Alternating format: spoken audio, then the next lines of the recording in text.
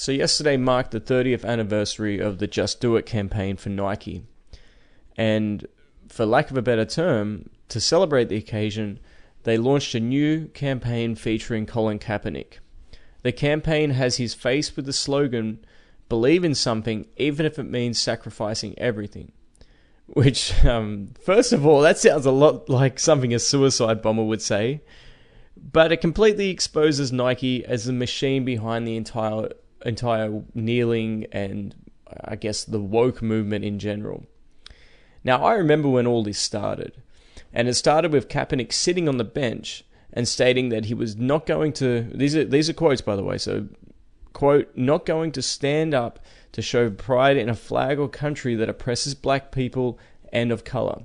To me, this is bigger than football, and it would be selfish on my part to look the other way. There are bodies in the street and people getting paid leave and getting away with murder."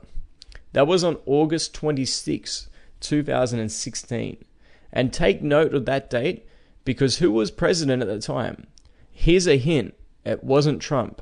So it's interesting that a country can simultaneously, quote unquote, oppress black people whilst electing one as president.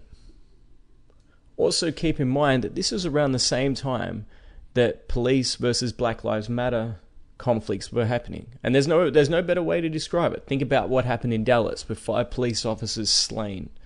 And of course, at that time, Kaepernick wore the socks which depicted police officers as pigs. He also wore the Castro shirt, which turned all the Hispanics in Miami off him. But still, despite that, the attention given to Kaepernick was head-turning. Why was so much media time being given to a third-string quarterback on a bad team? This led to other NFL players having their own little #MeToo moment because they wanted in on the attention and started kneeling or raising their fists or even stretching during the national anthem. You've got to wonder why, in such a polarizing moment, only one side was getting all the attention, with the exception of that Pittsburgh Steeler Villanueva, who defied his team to be present and standing for the flag. Now, when he did that, there was some attention, but it was mainly negative, and he was forced to apologize for, quote-unquote, being divisive. Isn't that funny how that works?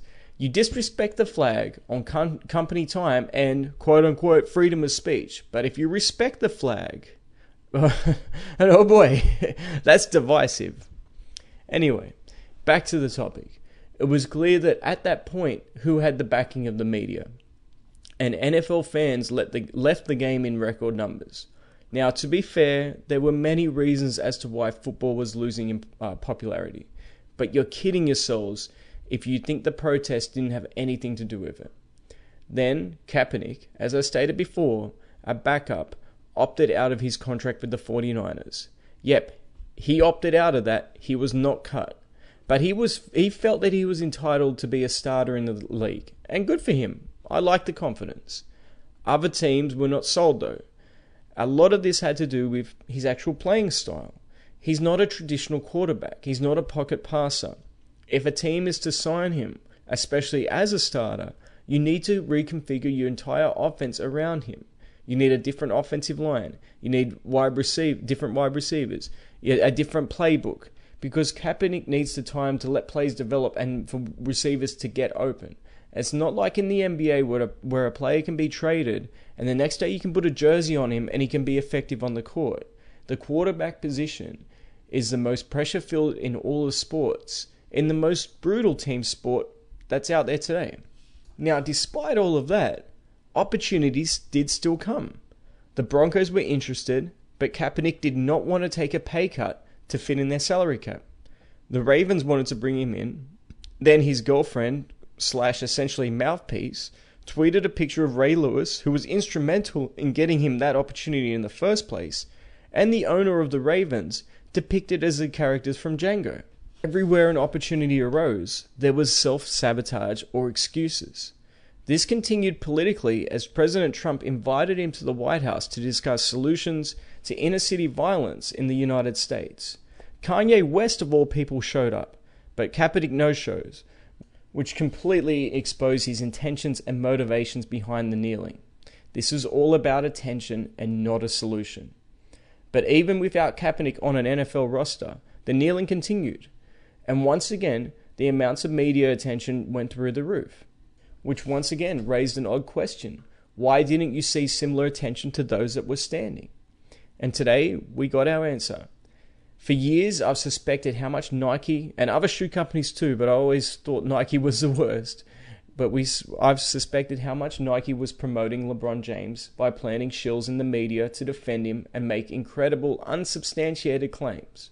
Just look at the school that he built, and yes, I'm using inverted commas when I say that again. It's taxpayers footing the bill. 80% is taxpayer funded. Unless it runs at capacity, in which case it's 100% taxpayer funded.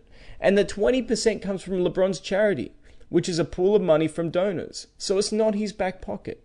But yet you look at the way that that story was presented, and it still is presented, and it's considered to be LeBron's personal project that he has invested everything into. And that's not even taking into account the point that the school, for lack of a better term, is essentially a shrine and a place of worship to LeBron and his merchandise. Also, conspicuous by absence is the lack of a presence of the American flag and what we saw in the school. Now, you tell me if that's a coincidence or not.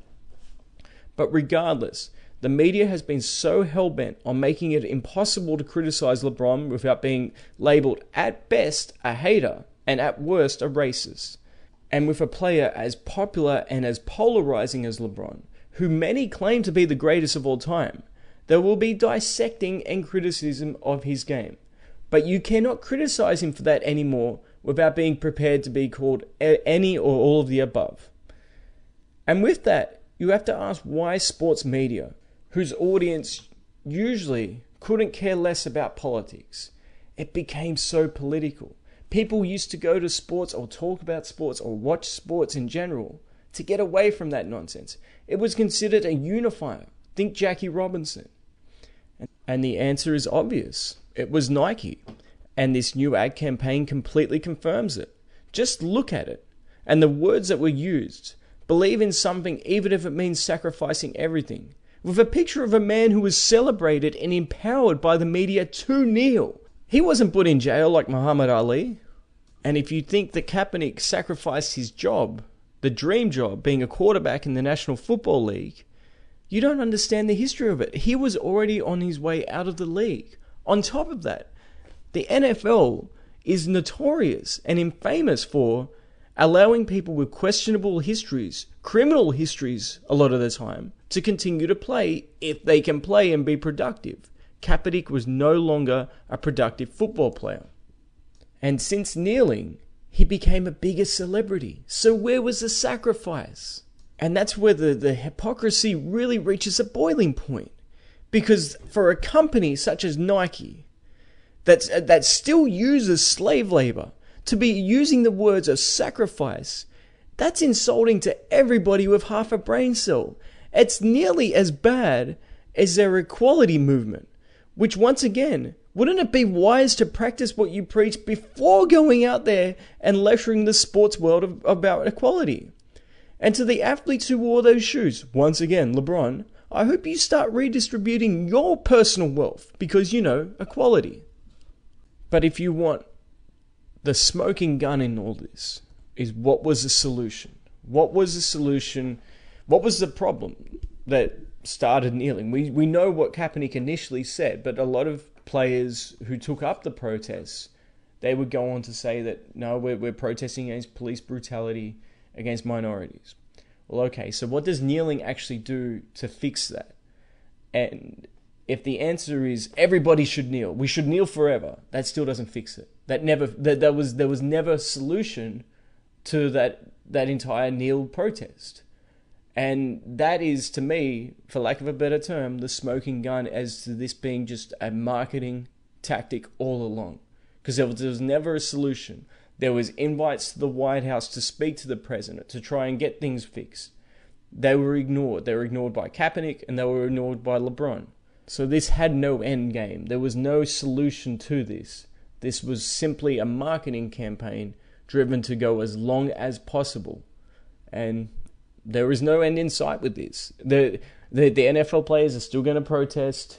despite what it's doing to their league. And they don't realize it's actually going to hurt them. The next collective bargaining agreement, the owners are going to have all the power. The owners locked them out when they didn't have all the power, when things were, they didn't have a leg to stand on really to initiate a lockout. And now once this next CBA is up, the players are not going to like it. The players are going to be looking for guaranteed contracts similar to the NBA. And if they want that, they're going to have to give up a lot of things so the owners will feel comfortable that it will go on an upward trajectory again in terms of growth, just like the NBA has enjoyed over the last 5 years. And it could get real ugly with the NFL. It could be a very long lockout. We could see seasons lost with this. And then maybe we will see some truth in an advertising campaign that states believe in something, even if it means sacrificing everything. Because once that attention stops, so does the endorsement, so does the paychecks.